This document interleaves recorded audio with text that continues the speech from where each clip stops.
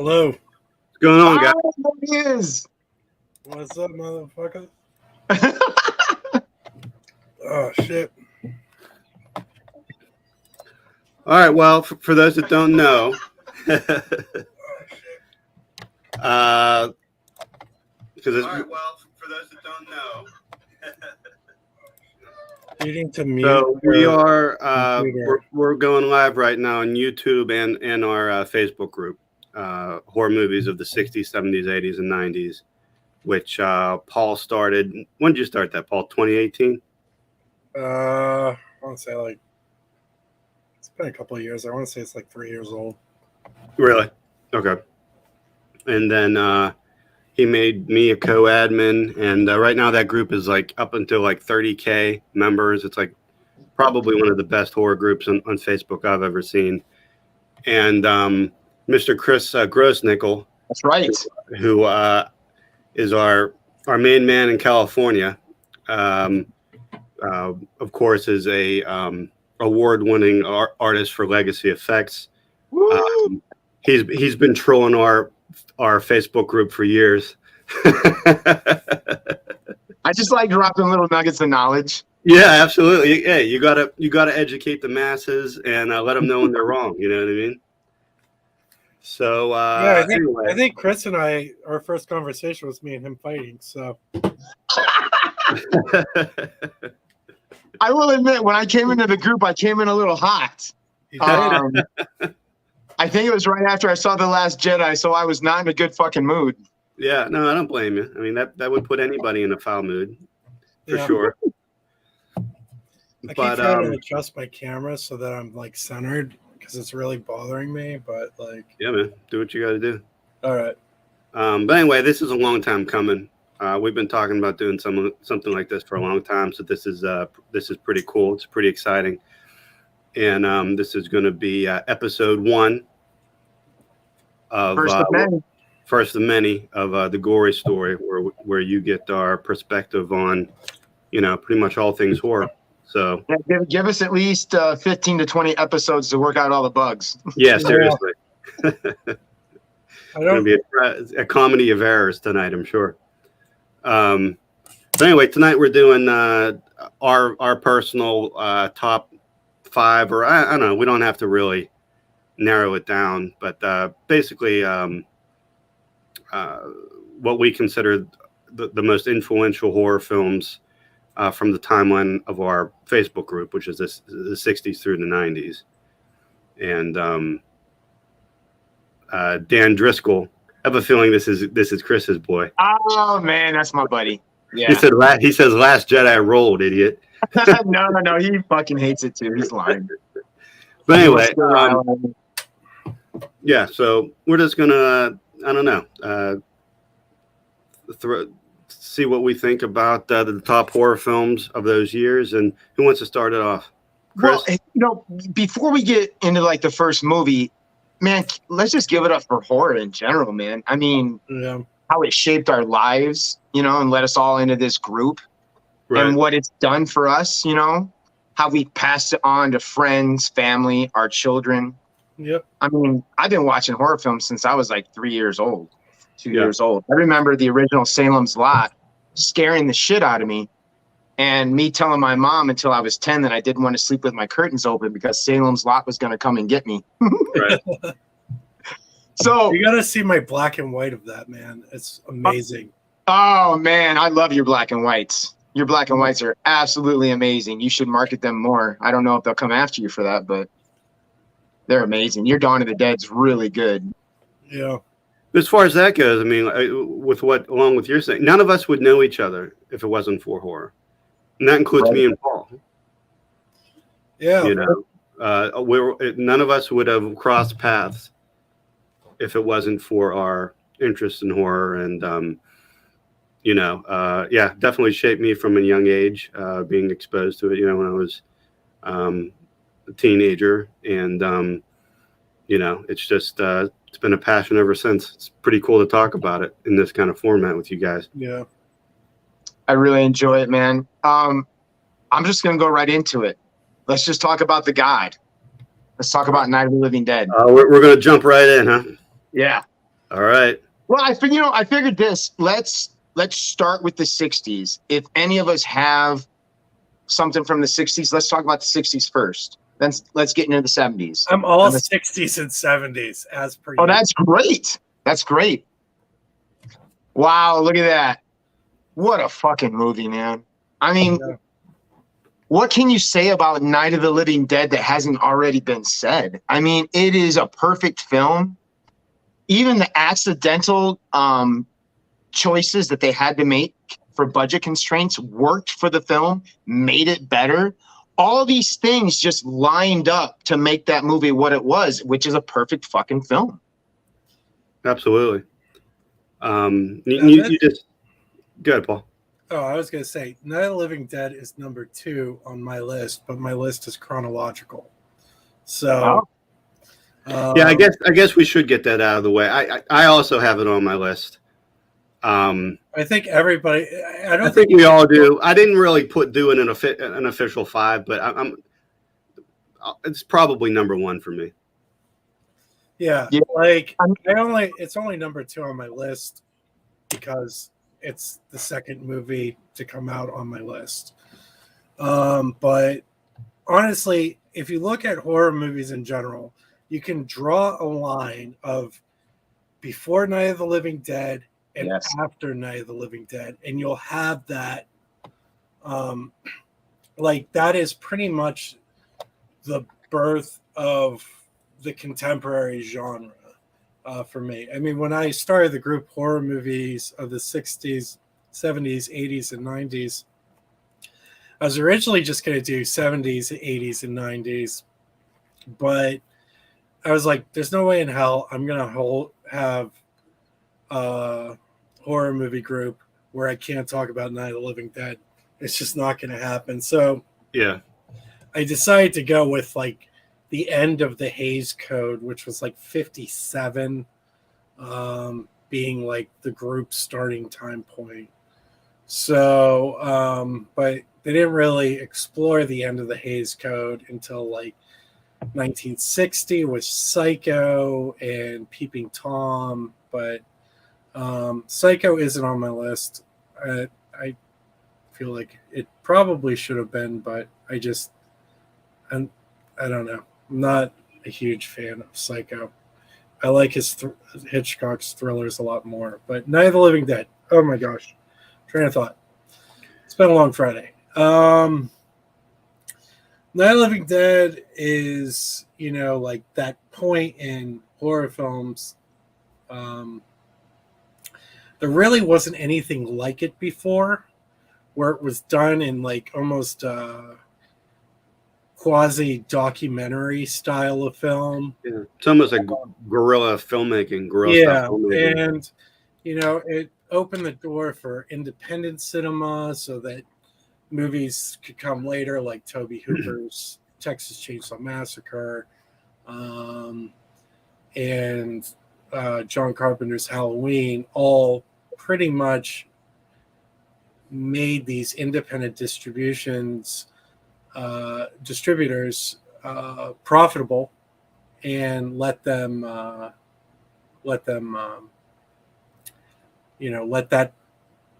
got Hollywood out of the studio system, and it got it out of Hollywood even. I mean, it's filmed 15 minutes from my house, so. But yeah, Night of the Living Dead. Gentlemen, I'm talking too much. Cut me off. No, you're good. No. Your backdrop's awesome, by the way. Do you have a different backdrop for each film? No, but I could. I was like, whoa, he really. I just picked it because it's close. I was like, Paul's going hardcore first. So would Night of the Living Dead be like one of the original? Would you consider it Grindhouse? I know it led to the Grindhouse era of the early 70s. Yeah, I mean, it was definitely more drive-in than Grindhouse. Definitely has that grimy feel to it, though. But it does have that feel to it where this movie would not be approved by corporate America in 1968. It's sleazy. It's definitely sleazy. And I mean that in the best way possible. Well, there isn't a bad way to describe sleazy for me, but and we all know what I watch, so it'll be on my list. But yeah, Night of the Living Dead. Yeah, it was like, but yeah, it did kind of play in these like little mom and pop theaters, and because the distribution was cheap because they didn't have to pay Romero anything for it. So that was, I think it kind of led to it. Do you think that this movie would be as influential if Romero controlled the rights and made a ton of money off it? Do you think that, because, part of it was that anyone could distribute it because of the copyright error that was made? I don't know. I never specifically linked its like place in pop culture necessarily with that error that they made, but I mean, it helped exposure. It definitely helped exposure, but absolutely. I mean, that definitely could have. Because he would have had to have a marketing budget and all that stuff to get it. He would have limited prints. Yeah. Like, it was a smash hit when it first came out as well. So he doesn't make any money off it, and it just languishes out there, forever. And because he can't make money off it, he can't do the sequel. So he goes and he just, for years, he's, back doing low budget independent films and commercials. Yeah. And then we get Dawn of the Dead. Would we have gotten Dawn of the Dead earlier? Or would he have had the money to do his script that he wanted to do for Day of the Dead because he cut it in fucking half? If you see some of his filmography, like prior to Night of the Living Dead, like he did like a comedy. Like I don't know if he would have just been strictly a horror director, had A, Night of the Living Dead not taken off like it did, but also B, he lost the rights to it. So I mean, I personally think that led to his decision to even make the sequels, to recoup his losses, at least with Dawn. Recoup the losses of the money he could have made with Night of the Living Dead. I think there's a 50-50 chance we never get Dawn of the Dead had, the copyright issue not happened. Oh, look at this scene right here. There it is, man. There's the fucking scene. Yeah. I mean, my God, man. You don't even see anything. There's no blood. There's just eye contact. You see fucking eye contact, and you know what's about to go down, and that terrifies the shit out of me, man. Yep. Yeah. She thought she's being rescued by her brother. Little did she know. That is just so fucking horrifying. Yeah, it is. Yeah. By the way, that was that running zombie. I don't care what Romero says. That motherfucker's running in the beginning of the movie. Yeah, he was running in the beginning. Like the roles of the zombies have kind of changed. Well, there was an interesting fan theory that I read with the first zombie, was that he was attacked and he hadn't fully turned yet. And he was trying to steal her car to get medical attention. Oh, I don't buy that. That dude's a zombie. Yeah. That dude is a straight up zombie in the beginning. Yeah, that's like that's a jacket they bury you in. Yeah. Yeah. No, that ruins the scene for me if that's true. Hey man, if there's anybody out there with money, my God, how fucking great would it be? And you're gonna need some money, but to do a prequel story about Ben coming across that diner. And just have it centered around an earlier version of Ben and center it around the stories that he tells you about in Night of the Living Dead. I think Rian Johnson's available. He's pretty good with legacy movies. Maybe he'll. No, I'm just kidding. No, that's a great movie. Me and Paul actually talked about that like years ago. How cool that would be to kind of do a story with Beekman's Diner and told from Ben's perspective. I mean, how many people die in that diner? I mean, it's a bloodbath. Right. Yeah. Like Custer's Last Stand in a fucking diner surrounded by 100 zombies. Yeah. Yeah, Yeah, how he that's like one of describes those it too. old well, they're like the old diners where they were like essentially like mobile home, but businesses where you could tip a diner, you know. So there's a lot of those that were around, especially this part of the world. Your buddy Dan says the special edition added scenes show him in a coffin. Yeah, Okay. the Russo cut. That thing pissed me off so bad. That's the same actor, right? They got the same guy. Oh, I heard about that. Yeah, I heard about that. And then you know what's funny, because then he didn't he do the Flesh Eater or something years later. He like tried to start his own franchise playing that ghoul, the actor. Yeah. And it's like terrible. It's on Tubi. I'm like everything is. I'm sure it's better than Survival of the Dead. Yeah, well, right. Or Land of the Dead, for that matter. It's like still one of my biggest cinematic disappointments. Yeah, that one was pretty hot. That and Phantom Menace. You flip a coin. I was sitting there going, in the first 10, 15 minutes, going, this movie isn't going to be this bad throughout the duration, right? And about 30 minutes later, I was like, oh my God, it is. It's going to be this bad. Yeah. I want to stay in the 60s, but real quick.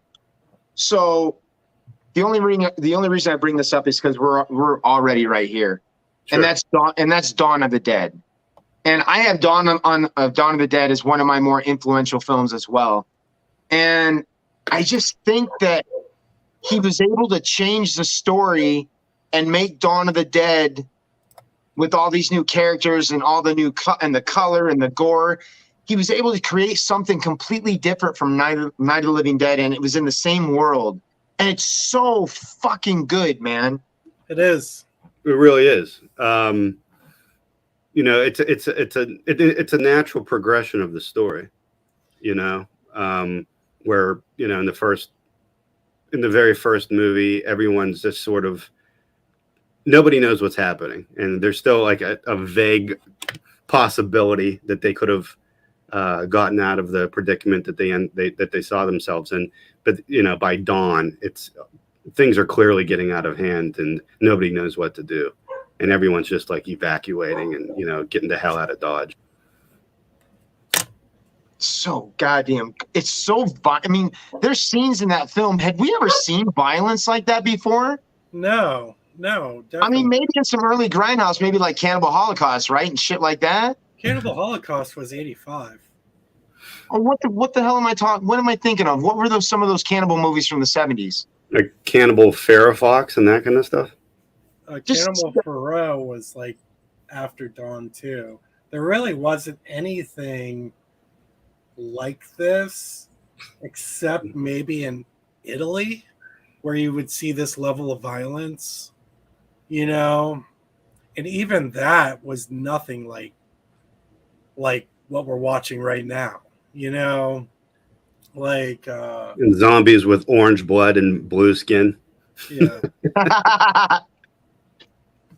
Hey, yep. Man, if George Lucas, my one criticism of this movie is just, I actually think the zombies look better in Night of the Living Dead. Yeah, well, they look the same, but they were in black and white, so you couldn't fucking tell. I don't know. Yeah, that could be.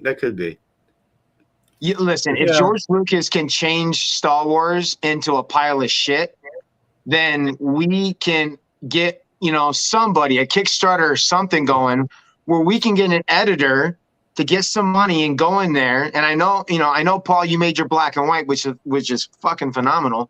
But let's get somebody to go in there and change that blood, the color of the blood. Yeah. Yeah. And everybody turns freeze pop blue in this universe when you die. Like they're all the same shade of blue. Yeah. Does it matter though? I mean, because that's what we grew up with. It never bothered me before, but after doing the black and white version, I'm never watching it in color again. Yeah. Yeah. And you know, like even like even in scenes without blue zombies, like the scene where he's like in that power generator room and like the shadows and it was high contrast, black and white, like that scene is so much more intense than the color version of the scene. Right. Whereas, you know, he's got fluorescent lighting, so everything's got like a weird green to like tint to it. And I don't know. I mean, watching it in black and white totally amped up Dawn of the Dead, in my opinion. And it was like seeing it again for the first time. You know, watching it in black and white definitely makes it a better movie. It just does. Yeah. Fuck, I think watching anything in black and white makes it better most of the time. Yeah, you know, unless it's like Italian, because the Italians really no color. You know, I think they don't know a lot about plot or story structure, but they're really but their images color they're really big on. Like it's just like I feel like you've watched Suspiria in black and white because all of your complaints about it, I'm like, I don't even think I saw that in the movie. I was too busy looking at how awesome everything looks. That's hilarious. Hey, so Day of the Dead comes out in 85, and it's the third film in the trilogy. Do we consider that trilogy as one of the great trilogies of all time? And I'm not just talking horror. I'm talking, do we put Night of the Living Dead, Dawn of the Dead, and Day of the Dead up with Indiana Jones? Star Wars, yeah. Star Wars? Why the fuck not? I mean, it's a different genre, but it's so goddamn well done. In fact, I would even say that the Dead trilogy is the Indiana Jones trilogy of horror. I've never heard that. That's a yeah. You know, I mean, and just like the Star Wars trilogy is. Yeah, I wish there was a little bit more continuity between the characters. Yeah. But I 100% agree with what you're saying. But I always just felt like, you know, even if like Dawn of the Dead, some of the characters would just mention the events that happened in the farmhouse in the first movie, or you know, I just or even the area. I wish there was just a little bit more connective tissue. Yeah. Between the three films. But I mean, that being said, I mean, is it necessary? Not really. I mean, it's still just the progression of the zombie apocalypse from the beginning to the end. You know, so it's not needed. It's just something that I would prefer. Yeah, and I would do. You know, I would even go so far to say that, you know, if Day of the Dead had continuity to Dawn or to Night, it would have been weird. But because Dawn had, you know, didn't really have really much in terms of continuity. I mean, some people, and I tend to agree with them, think when they're doing the flyover. That's all I wanted. The rednecks. All I wanted them. All I wanted, like in Day, I just wanted them to see the helicopter from Dawn. Yeah. That was it. Just like kind of like off in the distance, like the exact same helicopter. So you you kind of get the sense that these characters, even though they're never going to meet each other, still inhabit the same, you know, world. Yeah. But that being said, it's a really nitpicking. You know, they're three classic movies. Although Chris's question is interesting. Like, would it be considered one of the greatest trilogies of all time? And I think up until recently, the answer would have been no, because I don't think a lot of people gave Day of the Dead its fair due until, you know, maybe the last 10 years or so. I was kind of like, I mean, my initial view, and I watched these on video cassette. So I was not like a lot of people who saw these movies in the theater, like saw Night of the Living Dead, saw Dawn of the Dead, and then saw Day of the Dead in the theater. Like I saw all of these on video, and I watched them all within a short period of time together, and Right. And so I think I think that's the case with a lot of people, especially in our group, where you would watch these movies back to back to back to back, and there's not enough spacing, like natural spacing between the movies, to say, oh well, this one isn't as good, as the other two. And I went back to it at your request to watch Day of the Dead, and I was like, what the hell was I talking about? This movie's great, and I good, man. Yeah, I mean, it really was seen as the lesser of the movies, and by a wide margin, for a very long time. Yeah, I mean, it was the Temple of Doom of. I mean, to an extent, I get it, because it is like so nihilistic and dark and depressing. I mean, it is a dark movie. It's the darkest zombie film. I mean, I think. I mean, you could. I don't know. Maybe one of Fulci's might equal it, but it's one of the darkest zombie films, for sure. And I mean, there's no ray of hope. There's no ray of hope in this movie. Yeah, like they give you a little nugget at the end. They made it to the island. She was fucking dreaming. There wasn't a zombie in the helicopter. Right. Or is that a dream sequence, or is that just? I've heard different fan theories about that too. Like they never that zombie in the helicopter actually was chomping on her neck and her blood splurting out, and that's just sort of like hallucinations happening in her mind. Yeah. I've never heard that, but that's pretty fucking cool. Yeah. Like in her mind, right before she dies, she's hallucinating about, they actually got away to safety, So on a special effects level, the progression from all three films, right, to get to where we're at in Day, some people would consider that the weak link or the Temple of Doom of the trilogy. Man, I think it's right there with the other, right there with Dawn. It's just a butt hair below Night.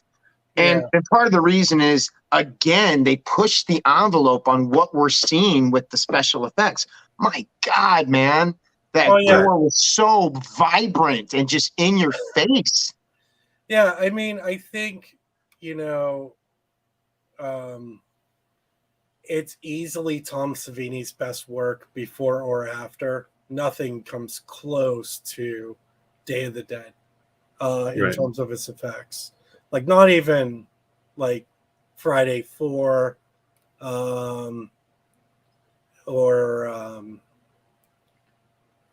what's his other big ones that came later? Creepshow. Yeah, not even Creepshow, I don't think. Well, he had a hell of a crew. On Day of the Dead. It might have been his best crew that he had ever had. Yeah, I mean, you have like Greg Nicotero on there. Did you ever hear about the budget Romero was supposed to have originally for that movie? Oh yeah, it was supposed to be like the Godfather of zombie films, and then like it just kept getting cut. I just wish the George Romero Foundation, who keeps finding all these lost films, would find the original Day of the Dead screenplay. That would be really cool to read. Yeah. Thing. I mean, I would spend $30, $40, $50 to have a copy of that. If John Russo was trying to be a snake oil salesman like he usually is at a horror con, and he was trying to sell me it for $700, I might think about buying it. Yeah. like that's one of those things. Like Instead of when he's like, "See this cup? This is the cup that was on the set of Night of the Living Dead." Are you serious? It's just like the one at the hotel bar. I wrote Return of the Living Dead with this pen with Dan O'Bannon. Yeah. Hey, I mean, hey, he's old. It's tough out there, you know, and you gotta do what you gotta do, I guess. You gotta do what you gotta do. When I met him for the first time, I had stars in my eyes. To sell me a canceled check for like your proctologist, right? Which he literally tried to do. You know, it just, you know, they always say don't meet your heroes, and that's just like one of those, you know. I met him with stars in my eyes, and then, you know, he's trying to like sell me things that I don't want. You know, that's horror cons in general, though. Like, you know, when the star of American Werewolf in London is breaking change for your 20, like you're like, oh, geez. Guess it's not the 80s anymore. So right. we're here, and I'm just gonna go with it, and because you already brought it up as well, so I'd rather just talk about it now instead of coming back to it. And that's, I'm throwing them all out there. It's not like this isn't my favorite subgenre in the genre, because it is, but I'm gonna go with another zombie film that was very, very influential, and that's Return of the Living Dead. And goddamn, man, released in the summer of 1985. And on a personal note, my father was, as I recall. Oh, there it is. So my father's a fan of Night of the Living Dead, and he sees the trailer like a week before the movie opens. And my birthday was coming up, and he's like, "Hey, do you want to go see that for your birthday?" And I was like, "Yeah." So he took me for my 9th birthday on opening weekend to see Return of the Living Dead, and it changed my fucking life, man. It was just like, man, I was casual with horror films up to that point, and that just cemented my love for the genre and for this fucking movie, man. It is so good. It's so fun. And the story is so well written that you don't even care about the subpar scenes with subpar special effects. Not subpar scenes, but subpar special effects, especially compared to Day of the Dead. In Day of the Dead, we get like a fucking masterpiece and a master class on gore effects. And as good as Return of the Living Dead is, it definitely lacks what Day of the Dead had or has in gore effects. But it doesn't matter. It doesn't matter because the story's so good. The acting is so good. Those characters are so well written. You believe them. I don't think that there is a horror comedy that excels as a comedy and excels as a horror movie better than Return of the Living Dead. I mean, there might be one other. There might be one other, and it might be on my list, but we'll get to that later. But no, but it is a perfect balance of horror and comedy. It really is. It is, and it like really, you know, sets the, you know, tone, like the tone of the comedy. Like the scenes are funny, but it doesn't stop being scary. Like it uses humor to, you know, the humor doesn't dilute any of the horror in it, you know. And like, you know, like my favorite scene where he's like, where the yellow zombie busts out and he hits him with the pickaxe, and you know, it's like a really intense scene, and he hits him with the pickaxe, but he's like naked and screaming, and then he's like, "You gotta hit him in the brain." He's like, "I hit the fucking brain." Why is he yellow, by the way? I would assume it was overexposure to embalming fluid. Yeah, some weird chemical exposure. Yeah. All right, 1 second. I have to listen to the trioxin theme for 2 seconds. Oh, yeah. This song is so badass.